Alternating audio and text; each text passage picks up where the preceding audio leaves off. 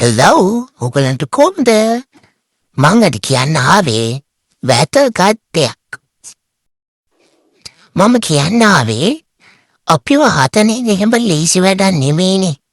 අපේ අම්මා හැමතිස්සෙම කියනවා මං ආගෙන යාළුවන්ට පල්ලු හදන්න බැරි නම් ගන්න එපා කියලා. මට ඒක දැන් ටික තේරෙනවා.